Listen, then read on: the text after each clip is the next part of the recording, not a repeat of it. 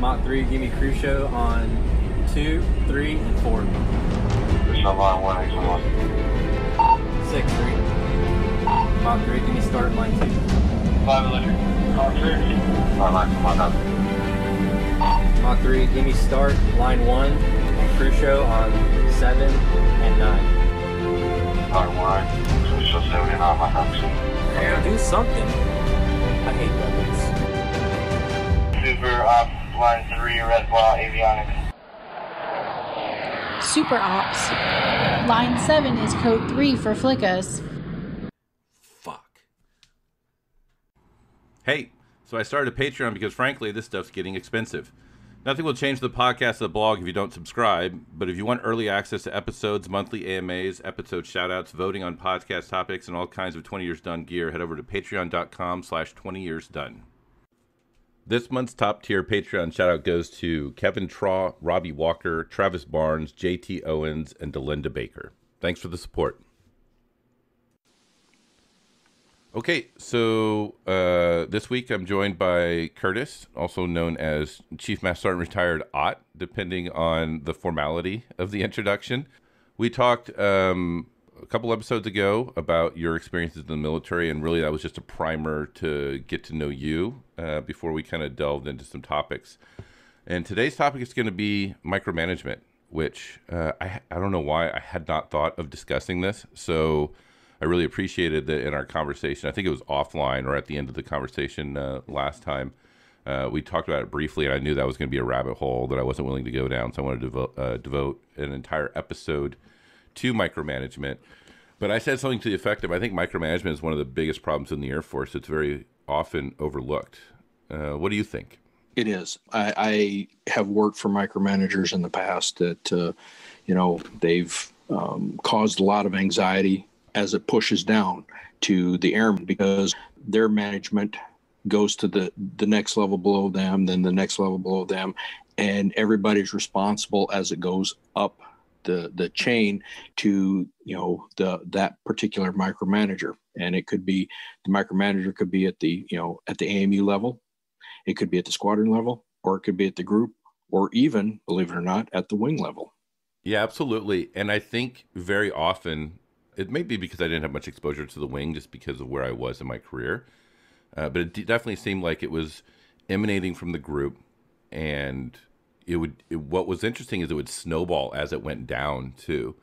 Like very often it would be a very small ask by the group commander of, what do you, I can't think of a good example off the top of my head, but something like, well, can we look into that? Something very sort of offhand. And then all of a sudden that turned into the squadron commander or the MOO kind of feeling like they had to exhaustively answer to their boss. And I think a lot of it ties into the careerism conversation too, of you're afraid to say no and you're afraid to look bad in front of your boss. So what that does is it drives up like a personal stake in that outcome, which is, I think, is the big fuel for micromanagement. Well, yeah. And just real quick on that, when I was at PACAF, we were briefing the PACAF commander, which was a 4-star, and worst things that you could ever hear a 4-star commander say is, I wonder. Right. And I leaned forward to one of the lieutenant colonels that I worked with, and I, whispered in his ear, and I was a master sergeant. I said, I feel taskers coming on. And sure enough, before we even got back to our office, we had, 3 or 4 taskers in our inbox to, respond to his, I wonder. And it really wasn't him wondering. It was just him thinking out loud. Oh, okay. Yeah. So that was my question to you. Like, do you think when they say I wonders, do you think that's really a passive way to get that information they want? Or do you think it's really them like legitimately and honestly just thinking out loud and really not expecting an answer? In some cases, it's their passive way of trying to get information. And sometimes it's literally just them thinking out loud. And for fear of not responding to the bosses, I wonder, everybody now is geared up for the I wonder. That's a great point too, because if the boss is using the same phrase between a subtle ask and just a daydream or whatever, if he's using the same keywords of I wonder, then as a lower person, you can't tell the difference between the specific thing he really wants for information as a leader to decide and the thing that's like I see the I wonder as whenever I see something and I don't know how the fuck it works, I'll literally just Google, like, how does this work? Like, that's an I wonder to me. And that very well might be what this general or the colonel or whoever's saying. Like, I wonder how a JFS works. Those are things that you can kind of like research on your own and may not need your MOO to run down and grab your lead super or flight chief and pull up a good 7-level line to come up and explain something. But if they don't realize that if they use the same words for the gee whiz versus the I need this information, then what they do is they create an environment where all the I wonders turn into research and running around. Absolutely. And I found being in that environment, we were chasing a lot of information down and spending a lot of time and effort on information that really wasn't going to be used in a decision. And, I don't want to say we were friends with the vice commander, but we knew them pretty well. And one day I was sitting, talking to him, and I said, when you guys say, I wonder, that spools up this thing. He kind of laughed and he goes, yeah. And sometimes we're just wondering. I wonder if they do it that way because then they can be absolved of any of the work that kind of derives from that. Like, I mean, cognitively or psychologically, if like, well, I was just wondering, and that any man hour spent getting that information, they can go, well, I didn't specifically ask for that, so I didn't create that work. They were just go-getters and they got that information to me. Well, yeah. And what I learned over the years and being in that environment, even our 2-star at ACC, they have a need for a lot of information because some of the decisions that they have to make require a lot of intake of information. And when they're sitting at the table with the 4-star and the 4-star turns to them and asks a question, they have to have that information already been processed through the course of their work, their everyday meetings and that type of thing. So sometimes you're trying to feed that level of information for them to be smart when they go sit with the 4-star or the 3-star or whatever.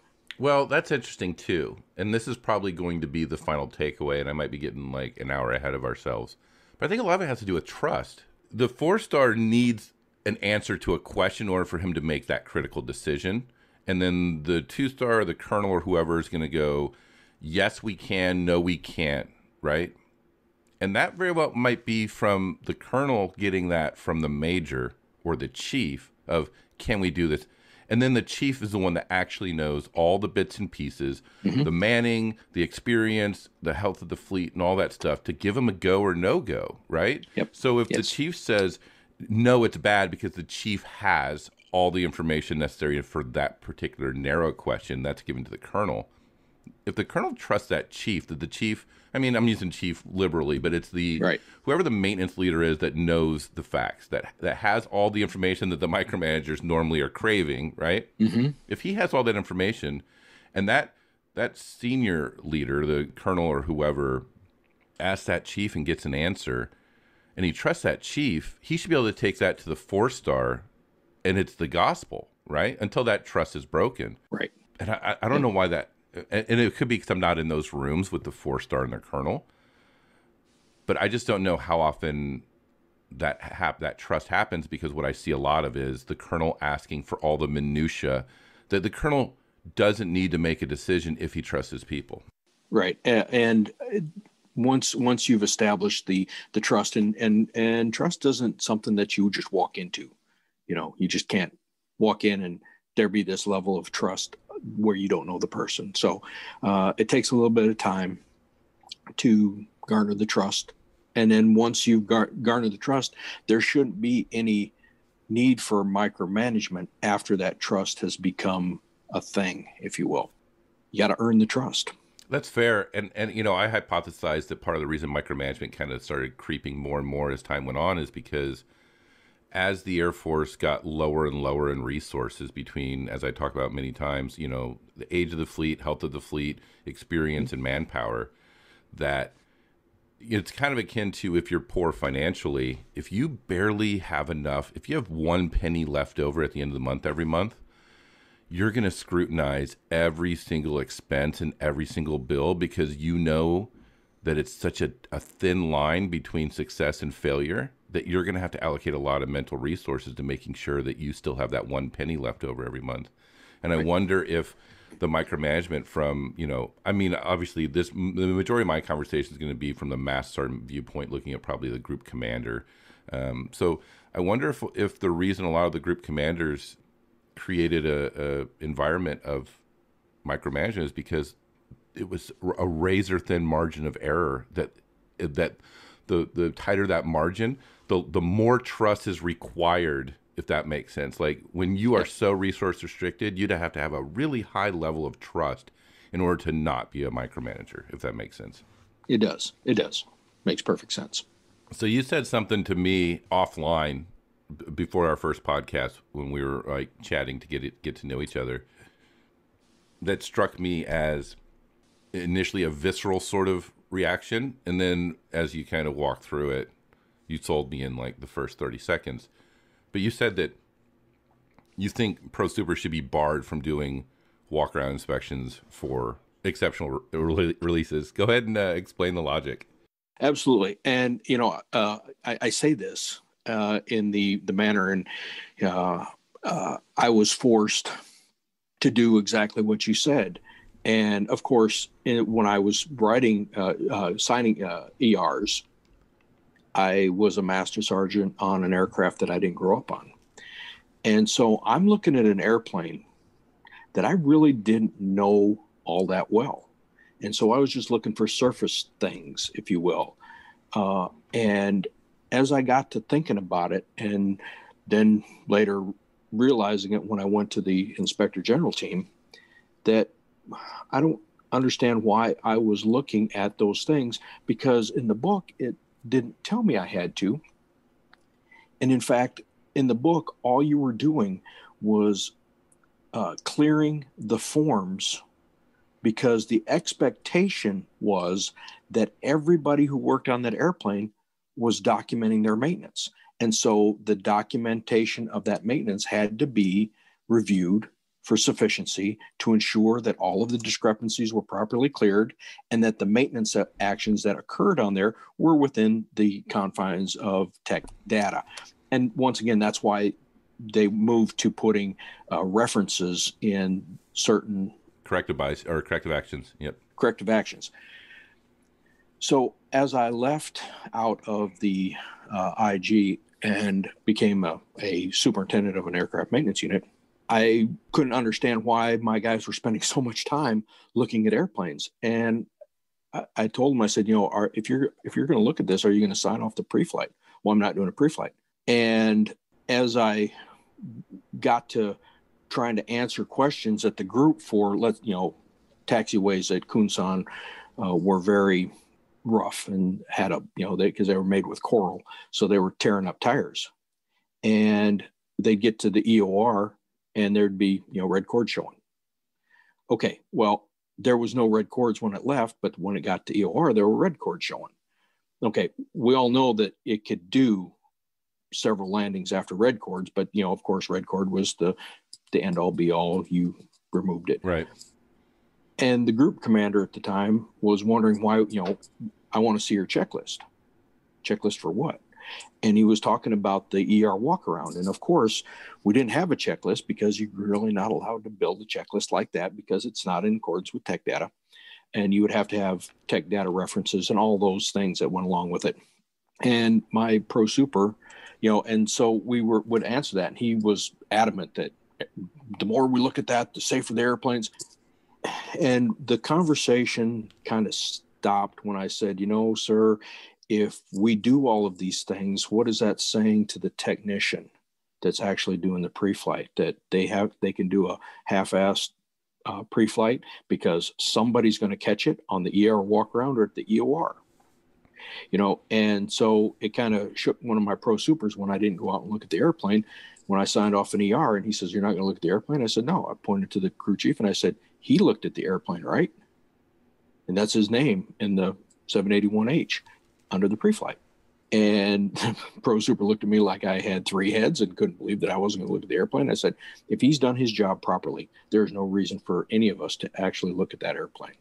And when we pulled around and came back, it forced that crew chief to go take another look at that airplane because he knew I was going to hold him accountable if anything went wrong. He signed off the pre-flight, not me. I just ensured that the forms were properly documented, in accordance with the TO. That was it. And what's really wild is it goes back to the story I wrote towards the end of my career, and also goes back to the episode that really sparked this in your mind, which was compliance culture with Eric Stromsky. At the time, I was like a 16, 17-year master. I'd been on F-16s the entire time, so I had a lot of experience under my belt. Mm-hmm. It's a very strange position to ask a master sergeant that knows a shitload about the F-16 to go out and do a walk-around and then limit the scope of what they're looking at, because what really happens is you see something that's fucked up that is not in any way, shape, or form like a servicing issue, and now you have to have an internal dialogue of, did I see it? Do I report it? And you have the pressure of you're in production, so you want the sort of, what your schedule has. There's a certain amount of innocence and purity when an airman catches a jet and he does a pre-flight and he doesn't know that this is the jet that production needs in order to make the sixth ship or the large force, whatever. They just know, I caught my jet and I need to inspect it and make sure it's good. But if you're a pro super and you're out doing ERs and you're walking around looking and you find something that's questionable, what's on your schedule. And there's a tremendous internal pressure to not find it. I saw that lots of times. One time there was an EPU that was low, and I was like, "Hey, that EPU is low." And I think on a C model you just service it up, and on a D model I think you had to do a cold gas spin up because of the way the heat exchanger was set up or something. And it was right on the line. I'd get a mirror because it was that fucking close. And I said one day, I was like, "You need to get this fucking service because the next time I see it, I'm gonna red X it, and you're gonna have to do a cold gas spin up in order to make sure it's good." And then the next day it was fucking not serviced. And it's it was super frustrating. But I guess the point is, I don't have a lot of regrets from my career. I regret not seeing what you're saying now. I should have, when I was a super, especially when I didn't want to be a super, and I was like, fuck this job, it's terrible. I should have been like, no, I'm not looking at any of these fucking jets. I'm going to review the forms. I'm going to call it a day. And if you don't like it, you can pound sand or fire me.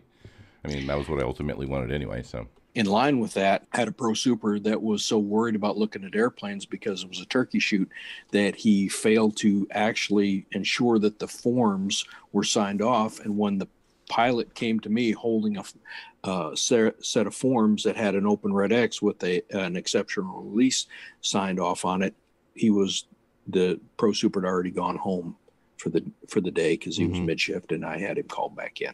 That was one of those times in my production office that worked for me. That was a moment in their life that I don't think any of them will forget. Yeah, because we talked about that being his number one job, to ensure that the forms were properly documented and that looking at the aircraft was something else. And I'd already told the lead pro super I didn't want the pro supers looking at the airplane. I told them to not do that, and yet they did. And part of my conversation with the pro super is I'm trying real hard to figure out a way not to fire your boss right now for not listening to what I said. And it was the lead pro super, and he was kind of surprised that I said that. And then after the pro super left, I talked with my lead, and I said, I told you what I expected. So when I took over lead super, because I had a cardiac rhythm over career, but when I took over lead super, I had a mid-shift pro super who, it was wild. She didn't do any pro supering, and not because she didn't want to or couldn't. It's because every single pilot reported discrepancy, she had to print out the FI of here's the tree and highlight all the things they checked, and then highlight this is what fixed it, and then print out a history of that part number, serial number across that Air Force, whatever the database is, I can't remember the name for it, for what its history was. And if it had a similar issue 7 years ago at Shaw, everybody would be like, well, why the fuck did we put that D-flick in if it had a dual flickus in 2008 at Shaw? And it's like, okay. So she would, and it was for every PRD. So if you had a bunch of code 2s, she would spend half of her shift printing out FIs, collating them into a pile. And then when you add on that she was also walking around looking at all the jets. Mm-hmm. I mean, I didn't pick that piece up until we had that conversation a week ago or whatever. But at the time, I was pissed off that half of her shift was squandered. Like, she was not a fucking pro super for half of her shift because she was printing out FIs every day. Yep. And now when I add in the walk rounds, it's probably another 2 hours. So 3/4 of her shift was spent not managing maintenance. And my OIC at the time was like, well, we don't need everything printed out. We just need the stuff we're going to ask about. I'm like, okay, she doesn't know what the fuck you're going to ask about, which means she has to prepare for every possible question. Yep. And that was because when that OIC would go to the squadron, the micromanager there would ask all these details that a captain doesn't actually need to know. The captain needs to know is, what was the fix? It was a D-flick. Okay. Was there history? Have we done the D-flick? Have we done the D-flick 9 times? If so, probably we need to move on from that. That's it. Mm-hmm. But, she spent and I told her right away, I was like, you're not fucking doing that anymore. And I went to the meeting. I said, she's not doing that anymore.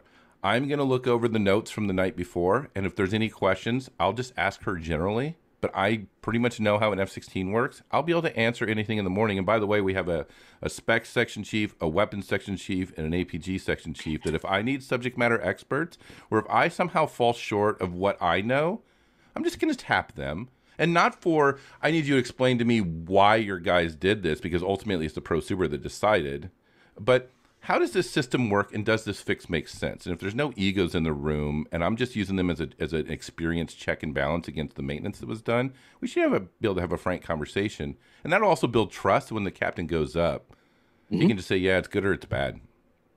But exactly. And what you just got done saying was exactly my expectations of the leaders in my aircraft maintenance units.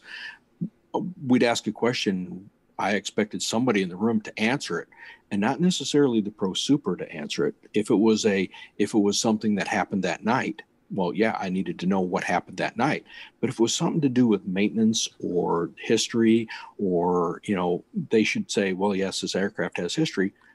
Then the next words out of the section chief's mouth is, yes, here's the history. Here's what we've done. Here's what we're going to do. Finished. Great. Awesome. That's exactly what we needed to hear. And if that meant that the section chiefs showed up, a tad bit early every day, not working a, 7 to 4, whatever, they may work a, 6 to 3 or 6 to 2 or whatever the schedule was, that would give them the amount of time that they needed to prepare for the meeting. Because like I said, as information rises, they're looking at an entire fleet at the group level, and they want to know if parts that are coming in are bad, if the maintenance that is being performed is subpar, and all of the other things that run through a leader's mind when they're being briefed on something. And so if the section chief is answering the question, then the chief or the lieutenant, captain, major, whatever it is that's running the AMU, would have that information as they would go forward. And they may not ever be asked, but if they are asked, they have the information. That sounds like micromanagement. Yeah. And you know what? To a certain degree, it certainly is. And I go back to feeding the information fire, if you will. Every level needs a little bit more information, because they're looking out the expanse of 60, 90, 100 airplanes that are sitting on their ramp. And, they are needing more information. But once again, trust the people at the level. And randomly they'll ask and go, wasn't that the airplane that we had that deflick issue on last week? And there shouldn't be any eye raises and looking down and wondering if it was. That information should be at the fingertip of the person briefing the group. So yes, sir, no, sir, whatever. You know, what you described with the section chiefs showing up a little bit early, having the history, having the answer, that also to me speaks to trust, right? Mm-hmm. Like, I feel like if your production section was doing their job appropriately, which is they're the ones running the history, or they're asking the technician, hey, anytime you go to put a part in, run a history, and let me know if there's an issue. And if there's no information provided from the technician to the super, then the super can confidently walk into that morning meeting and go, there was no history on that deflict, mm-hmm. right? Right. So it seems to me that having the section chief show up a little bit early to research the fixes the night before, to make sure there was no repeats or any sort of that stuff, is a Band-Aid fix to a production section that has somehow broken a trust with the AMU leadership. Does that make sense? It does. And in some cases, yeah. And I had a thought, and it just kind of escaped me for the moment regarding that, because when you were saying that, I was thinking about how I was leading an AMU, and my expectations of the production staff was to ensure that the expediters were expediting to achieve that day's schedule. Mm-hmm. The pro supers looking for that day's and day plus one, and then the lead pro supers looking for the rest of it. Yeah, months out. Yeah, they're looking at the 2 weeks, month out, whatever it is. And my expectations of my section chiefs is they needed to understand and know what was going on with their maintainers, because they were charged with organized training and equipping. Mm-hmm. Okay, the production office was responsible for plan, schedule, and execution. Okay, if the section chiefs didn't know what was going on with their technicians and didn't realize or know that they weren't troubleshooting properly, that's part of their job, was mm-hmm. to organize, train, and equip. Production should be telling them, hey, you know what, they weren't doing so good on troubleshooting this problem, but it shouldn't be anything that the section chief didn't already know. Yeah, that's fair. I got accused when I moved from pro super to be a specs section chief. I had one of my guys come up to me after like a month or two and say, hey, it feels like you're just a pro super sitting in our office, because I would read the morning package every morning. Mm-hmm. I would breeze through the crew chief just because I had crew chief in my blood, right? And then mm-hmm. if there was an impound, I would, not me as the impound official, but I would be very judgy and I would read what other mm-hmm. impound officials were due. I'd read that. But I would go and I would read every single specs notes, because I knew I needed to be able to answer any questions about why we did this over and over. And sometimes I would see a fix that didn't make any fucking sense, and I would mm-hmm. ask the guy, whoever did the fix later, I would answer in the meeting and be like, this doesn't seem like a strong fix to me. And a lot of times mm-hmm. it would be with an evil eye towards production, because I know ultimately at the time production was the one that blessed this particular fix. Like, it's my job to go talk to my guy if he suggested this fix and figure out how he came to that conclusion. Either I'm wrong or he made a mistake. But in that moment, it's ultimately the pro super's decision. So very often I would say, this doesn't feel like a good fix. How did you guys come to this conclusion? Because the notes aren't clear. Yep. So I would go back to my guy and ask questions about the fix. And eventually I started to get tired of it. Like, it feels like, you're a pro super. I'm like, my job is to make sure that my section is doing the best quality maintenance, period. That's my job. So part of that's going to be reviewing what you guys do and making sure that, much like you said, I mean, I don't think I synthesized it as easily as you did, of, train and equip, and what was the third one? I'm sorry. Organize, train, and equip. Yeah, I wasn't nearly as succinct as that, but it's what I was doing. Mm-hmm. Yep. Just so you know, the organize, train, and equip thing, plan, schedule, execute. When I was a PACAF, I had to read a lot of doctrine, and that was where I got that from. But as you break it down and you understand that, and you take a look at your folks and you say, okay, so this is what these folks do and this is what these folks do, and they have to meet in the middle. In the middle is the technicians working on the aircraft, but I expected my section chiefs at some point during the day, they should be out there with their folks, watching, seeing, understanding what was going on. Yeah. Didn't have to be all day. Didn't even have to be, 30 minutes. It didn't have to be an hour. It just had to be enough time to see what they were doing, see how they were doing it, see if they were struggling, understand their struggles, and then get with the production staff to say, hey, what's the history here? What have you been seeing? Have you been seeing this with these folks? And that was the dialogue that I strove for my folks to get to. And sometimes, I pushed a little hard on some of it, and I don't think maybe they quite understood what I was trying to get at. And that was my fault for not being as clear as I should be with the direction. As someone that was a section chief for a little while, hearing you need to get out there on the line, which I ideologically 100% fucking agree with. And when I was a pro super on swing shift, as soon as I would do my nightly, I would build the schedule for the next day, and then I would bring my expediters in for the nightly meeting to give them the schedule, and then, go around the room and who had what and which direction was everybody going. And as soon as that was done, as a swing shift pro super, my night was calmer.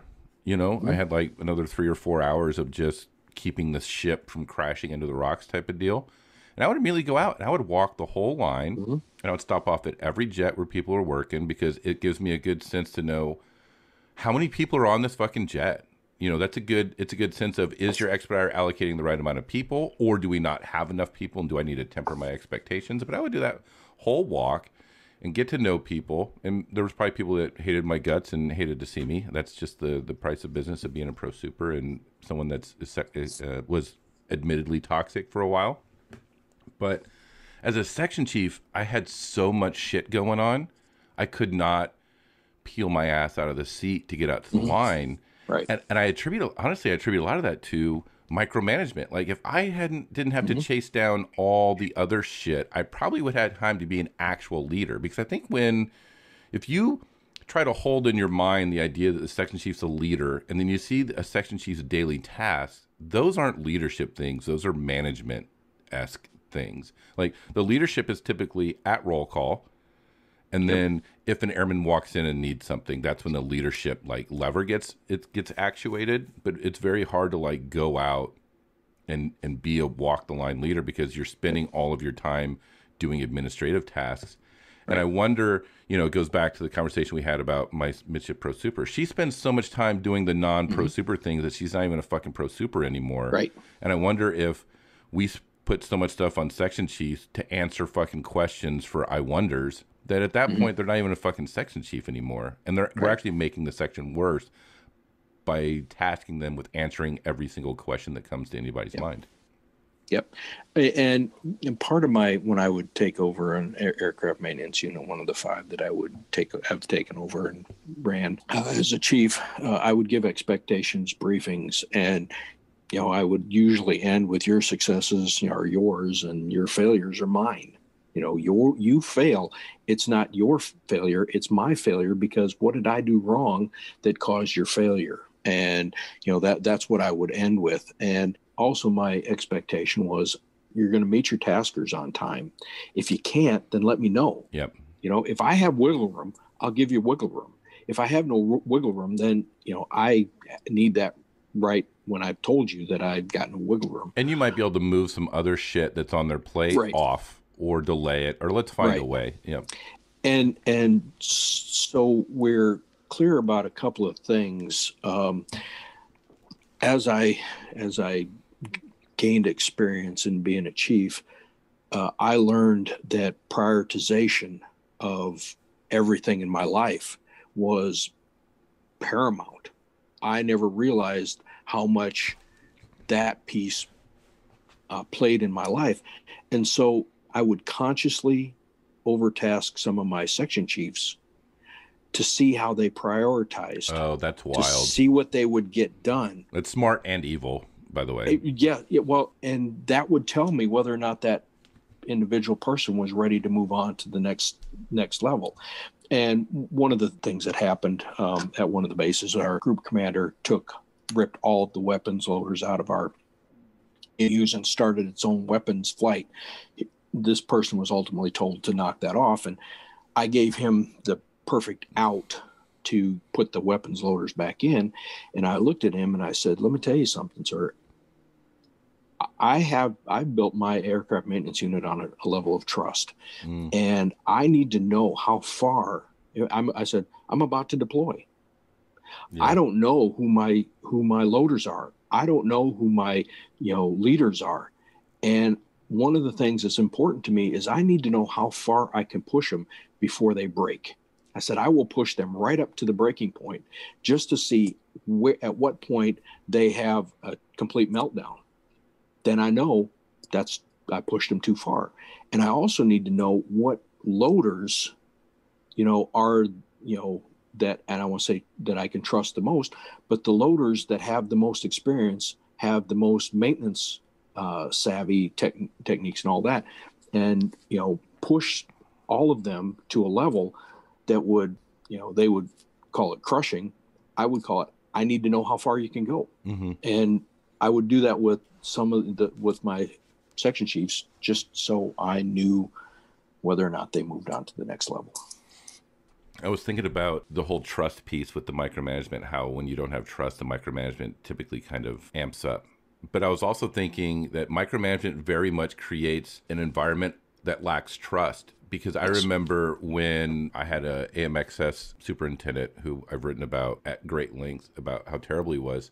He would get into so deep into the details, and just, it seems like he almost reveled in like peeling people's skin and watching them squirm, because they were trying not to say I don't know when I don't know was the answer, or they were trying to conceal some malfeasance either in the maintainer themselves or how they ran their unit in particular. Like one time we had a cannon plug disconnected on something. It wasn't like a safety of flight issue, but whatever that avionics system was, it was totally inoperable. The jet came back. It might have been in code 3, but it wasn't like a gyro or anything crazy. And when the technician was out there, the cannon plug was like hanging off. And of course, as a super, I was a lead super at the time, but I think my super on swing shift, he just like, hey, look in the history, see the last time we were in there, see the last time that we touched that. And it was like years. So it was like, okay, either we were in there and we didn't document it, or, it could be it just like wasn't quite secure 2 years ago, where it was like you were spinning it on and it was clicking, but it wasn't like the tightest click type of deal. And after 2 years of aircraft vibrations and stuff, it just rattled itself off, call it a day. And my OIC came in as I was getting ready to go to the afternoon meeting for the group, and he was preparing to go to the wing stand-up after that.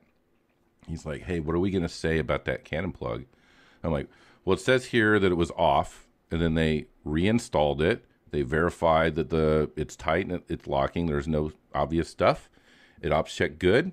He's like, yeah, but off sounds bad. Can we instead say that it was just unseated? Because that's technically, and I'm like, okay, I'm going to say it's off. You can say whatever the fuck you want to say at your meeting, but I know what you're trying to do. You're trying to get me and you on the same fucking script. I'm never going to join your script. You might as well just join my script, because my script is more accurate. But it makes me think that he was afraid of all the follow-up questions. And I think a lot of it had to do with they didn't trust, so they wanted all those details instead of, we investigated it, it shouldn't happen again. That should be literally the end of it. So he was trying to avoid those questions. And in so doing, that micromanagement culture likely made him more untruthful and lowered the trust that generally people have. Like it's self-feeding. Micromanagement lowers unit trust, which in turn justifies more micromanagement, which is why very often micromanagement starts to get into a real spiral. And then as it stacks up, and what we're really talking about is processes. Like it never fucking occurred to me that a super looking at a jet during an ER, that process was a manifestation of a lack of trust and micromanagement at the same time.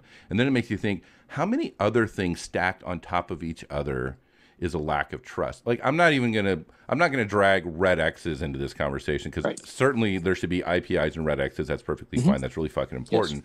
But I'm talking about anything and everything else. Everything else that you have double work because you don't trust the first fucking person that did it. Like, you're creating processes to account for bad people instead of addressing bad people. How many times did you change a part because you couldn't find anything wrong, but you knew that you couldn't answer the mail without you having to have changed a part?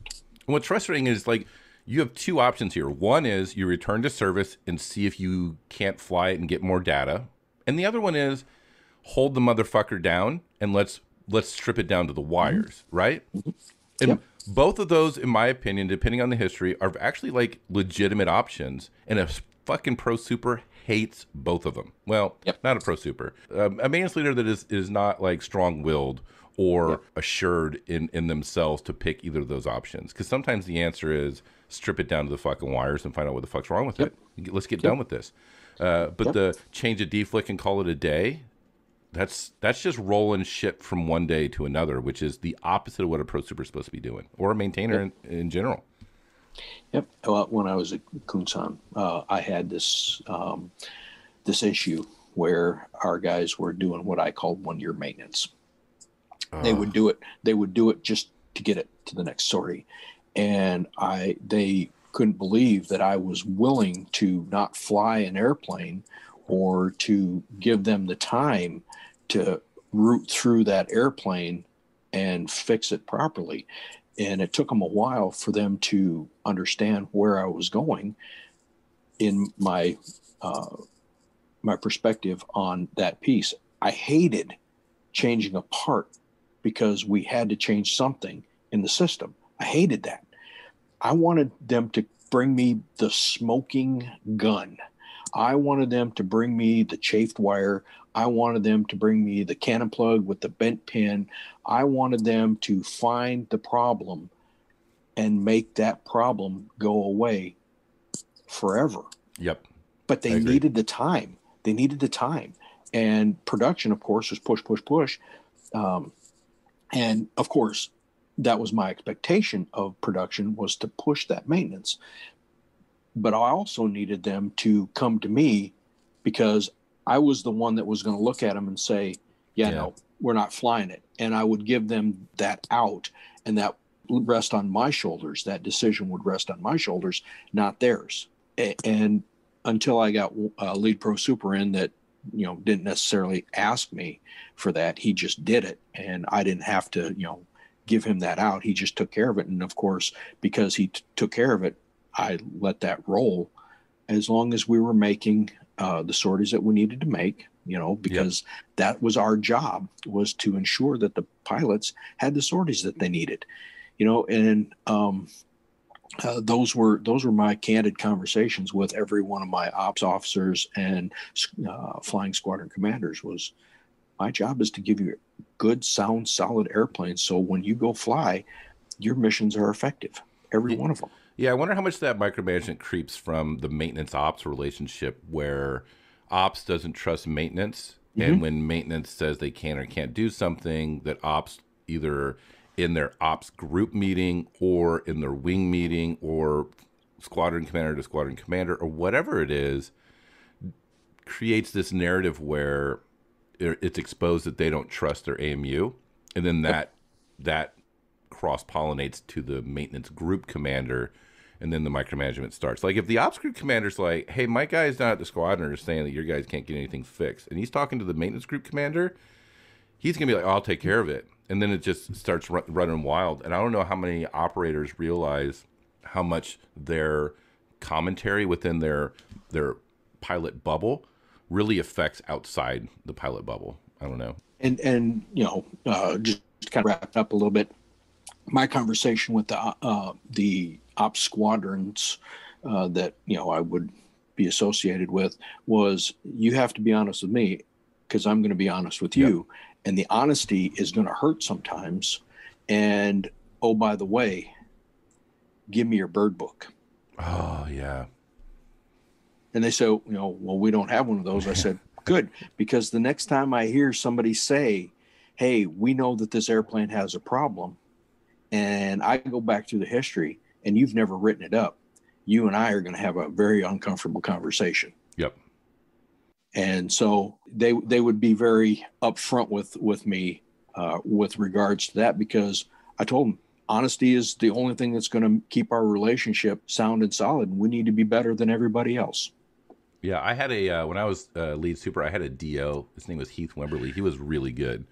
Like you can, I don't know. It feels like sometimes you can just tell when people come from like a blue collar background, and they're not in a traditionally like blue collar sort of environment, and they as soon as they get around maintainers, you're like, oh, okay, you're one of us, and you just happen to like end up in that camp. But I get it, and that's how he was. Unfortunately, he moved up to I think flight safety or whatever, and a new guy took over, and he was not of that same cloth, and we were chasing no starts, and I was definitely as a 7 level and later in my career, I got good at no starts because I got my ass thoroughly kicked in no starts for like 9 fucking months, and it made me really good at it after 9 months of torture. And we were chasing some no starts in the unit I was a lead super for, and I was trying to like get people to come to the real fix, not the JFS cocktail, which I had banned essentially as a shotgun fix. And one of the first scheduling meetings, we had a jet that was persistently no starting. It's like, we're working it, we're chasing it. And he's like, well, I want you guys' morning package. I'm like, I said, you get a copy of our morning package. It has the debrief notes and the flying schedule and the status of our aircraft. He's like, well, no, because I hear that there's like 7 or 8 pages at the end, which is all your maintenance notes. I want that. I'm like, there is not a fucking world where you get that. Just like I don't go over to your unit and ask you for all of your pilot training and personnel records to know which pilots are good and which pilots are not. I don't do that. I trust you that you're going to run your unit, and I'm telling you we're working on these problems, and you're never going to get my notes ever. I was in a unit where they were getting those notes. And when I found out, I cut them off, and then the DO came to me and says, why am I not getting them here? I says, because it's none of your business. What? The safety of the aircraft isn't my business? I said, no, actually, that's my business. And also goes back to trust. Yeah. You fly the airplane, you do the whistle thing, you do the flying thing, you do the pilot thing, you do all of those things. My job is to provide you with safe, effective aircraft. And how we get there from here is my business, not yours. And he didn't really like that. But, I said, this is where the trust is. Yep. You trust me, I trust you. So, but we had a group commander. They were having there was some issues with safety, and he instituted what was called the Safety Observer Program. And every job had a person in a orange vest, and their sole job was to stand around and watch, see the step, watch the step, see the step, watch the step, and read the step to every person, and they would perform the maintenance. Believe me, when that would happen, we would lose hundreds of sorties in a week. And that was probably the worst feeling I ever had as a aircraft maintenance unit leader, because there was nothing I could do to not do what the directive was. All I could do was stand there, and then the operators would just get mad because they were losing sorties, and I'm just going, "You're yelling at the wrong guy. This isn't something that I can fix, and I can't make it not happen. I have to make it happen because it's a lawful legal order. There's nothing that isn't legal about this. Nothing." So I guess that brings me to probably one of the final questions is, how do you mitigate or dampen or end micromanagement? How do you do it? Nope. It's everybody. It's that person who is in the position. And after I got out, we had a program manager who was a super micromanager, and his health became very, very poor. I think that happens a lot, by the way. It does. When you micromanage, you can't control, and because you can't control, the stress goes through the roof, and then as the stress goes through the roof, it brings your health to its knees. And you feel personally responsible for every fucking possible outcome. Right. Yep. Exactly. And so as you try to mitigate the micromanagement, what you end up doing is you're providing that fuel to that fire, because you want to give them everything so they'll just stop being stressed out. Mm-hmm. But what you can't do is you can never give them enough information ever. Mm-hmm. It's never going to happen. Mm-hmm. And until you accept the fact that you're never going to be able to give them that information that's going to make them stop stressing, Mm-hmm. you know, you're going to continue to, propagate. That's how they gets layered, the right? micromanagement. That's how the super notes turn into also, I need you to print out all the FIs, and how the ER turned into you need to do walk arounds, and now you need to look for these specific things, right? Because it keeps adding on. It keeps layering on. And I would always ask, if I could see the schematic, or show me what you're talking about, because what you're saying isn't registering in my head. Mm-hmm. One, maybe because I am not the expert. I have experts. And that was the thing that I always wanted to make sure that when I gave my expectation briefings is, you understand, I'm not the expert. I'm not the chief that spent their entire career on this airframe. I'm not the expert. You are. My expectation is you're the expert. If you fixed it and you told me this is the fix, that's the fix. Yep. But if I have a question about it, I'd like to see it. I want to show me the diagram so I can understand, how you derived at that answer. And sometimes it's nothing more than just my morbid curiosity getting the best of me. But I would make sure that was offline. And the offline part is what matters. It's when you ask the question, I think that fucking matters the most. Like if you show up at the morning meeting, the AMU level or the squadron or the group or whatever, you show up at the morning meeting. I think it's also interesting that we have meetings in preparation for meetings and preparation for meetings. I feel like that there's not enough time for that, but I feel like that is the physical manifestation of micromanagement. But yes. Yeah. Concur. Absolutely concur.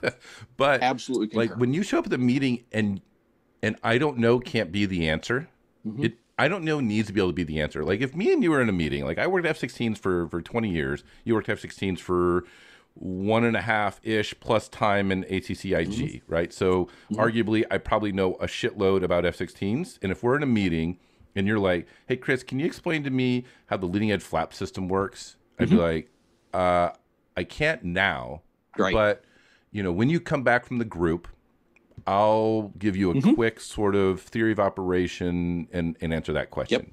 Yep. Okay, absolutely. Great. If that works, that isn't micromanagement, right? That is asking the question and wanting to just enrich yourself so you know it better.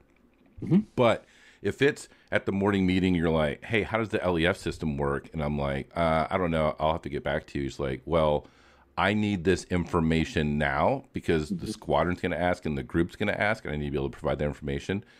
Even though you're still the AMU chief and all you're asking for is how does the LEFs work, those are two radically different scenarios, because in the former, it's you trying to get smarter, and I can work it into my schedule, and it doesn't have to be answered immediately. And it's also a pull system where I don't have to prepare answers for every single potential question you have in the morning meeting. I can be in the morning meeting and survive by my wits. And if there's a question that's beyond what I can pull out of my ass, then you've created an environment where we can go back together and I can teach you the nuance of the system in detail later on. It doesn't have to be ready immediately. And those are two, even if it sounds like it's the same fucking question in the same fucking meeting, all it is it okay to say I don't know? Is the chief or whoever's running the meeting allowing I don't know to be the answer? And if it is, that really dampens the micromanagement really quickly. Yep. Two things. One, I terminated the squadron meeting because my expectation is the AMUs were going to go to the group meeting and they were going to speak on their behalf. Now, I knew it was going on because I had a pro super that would, go talk to the pro supers. They would bring me, the Reader's Digest version. I knew it was going to happen. I didn't know exactly what was going to happen, but if there was an incident that required my attention, I'd pick up the phone, I'd call them, I'd say, hey, what happened? Well, we're not too sure. We're doing an investigation on it. Okay. if you have any further information, make sure that the group knows that when you speak. Done. Walked away, and that was that. When I sat across from the briefers, and I would watch their body language when they would brief, and knew whether or not they knew what they were talking about. And then afterward, we would have a little conversation about, hey, your body language was selling you out. Yep. The other one is when I was at Kunsan, my midship pro super would show up, and he would have papers on the floor and papers in front of him and papers everywhere. So because he was trying to anticipate the question that would be asked. And I asked him, no kidding. I asked him the absolute basic question, and he looked at me like he was like a stunned mullet.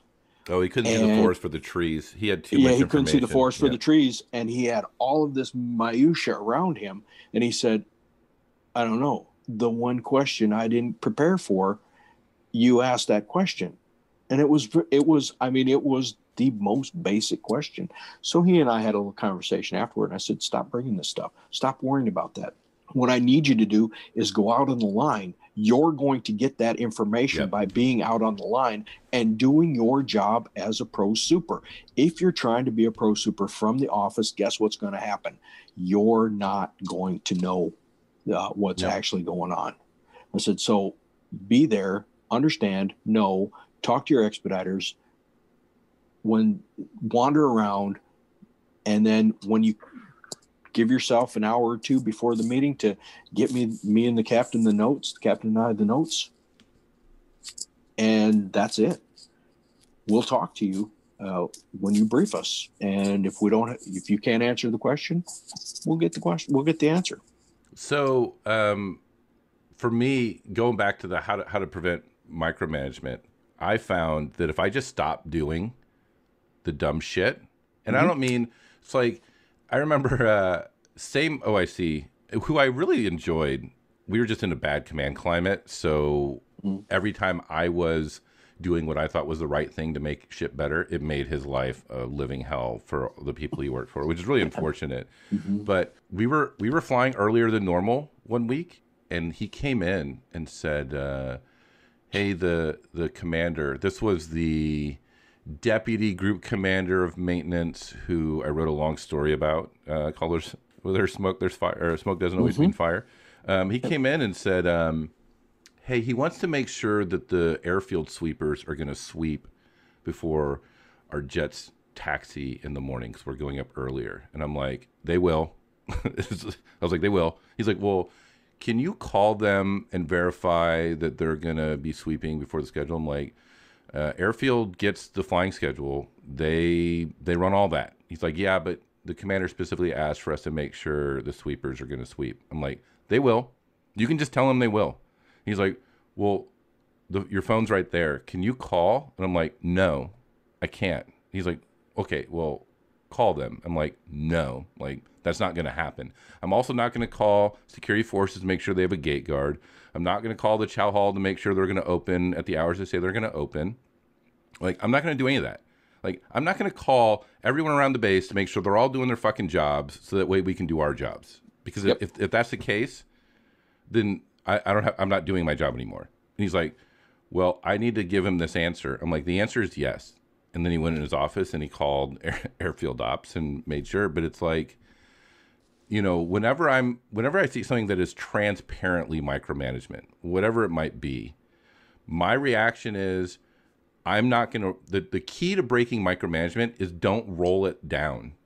It stops at you. At you. And sometimes the answer is going to be no, or it goes back to what you said, set your priorities, and that micromanaged task is going to be the lowest fucking priority that I have. And I'm talking like below clipping my fucking toenails. Like, I'd love to get to your airfield question, but my toenails are looking ratchet, and I got to fucking get them trimmed down before I can call airfield ops. Once I get that done, then I'll call airfield ops for you. That is a good idea. Micromanagement doesn't go away because that is still happening to the people that it gets to.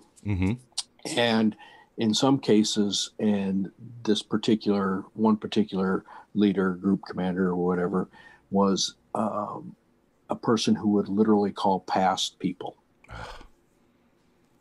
And he learned that, and I know where he learned it from. But he would call past a group of people to get an answer. And let me tell you something, I always had my BlackBerry on me or my phone on me, because his expectation was in real time. Everything happened in real time. Yeah, I think at that point I just get fired. I'm standing here looking right at the center line pylon that isn't there anymore. What happened to it? Pilot said that he, went to pickle a 33, and the Sioux and the pylon left the airplane. Well, what happened? Yeah, this airplane is impounded because we had to figure it out. Well, of course, nothing was wrong. We're pretty certain we know what happened. Yeah. But of course, we spent 2 weeks digging into this airplane to find out what was wrong, and got with the engineers, and we said, master arm, and he goes, that switch never goes bad. We have never had an instance where that has ever gone bad. So, as we were investigating this pylon having departed the aircraft, we were talking with engineers, and we were trying to figure it out. And by the time we, got to the end, as I asked you, we had to change something, because we had to quote unquote do something. Yep. Because we couldn't accuse an operator of having done something wrong. Okay. Now, could we prove that he done something wrong? No. Oddly enough, when we did a download, we really couldn't tell, because Yep. It's an older airplane. On some airplanes, yeah, we could tell, because on a particular airplane that had 2 AVIPs, or 2 flight control computers, and he shut one down. And then before it got back up, he shut the other one down. And so that answers that. And we could tell it in the maintenance right cartridge, and we literally laid it out, and there was a space and time that, and of course, without having that on, the aircraft goes into its emergency system mode, if you will, and you have to land immediately.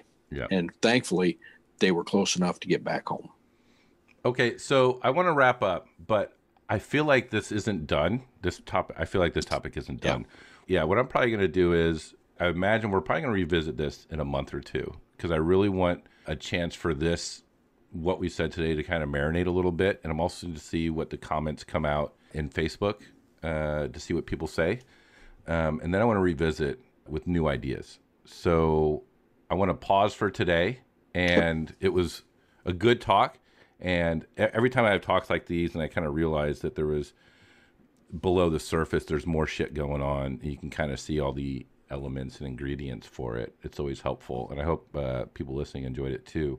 Do you have any final thoughts, Kurtis? I just agree with you that you try and stop the micromanagement at the level that you can stop it. And I tried to do as much of that as I possibly could. And then I would try and push it back up to the level above me to say, hey, look, can you just stop this? Yep. I mean, can you at least give us a reprieve for a little bit of time so that we can get our collective shit together and be able to support everything that's going on? If we can't, we're going to keep spinning ourselves into the mud. Yep. But absolute good point. Stop it at your level. Yep. Okay. Well, I appreciate you joining me again, and I'm looking forward to the next time. Adios.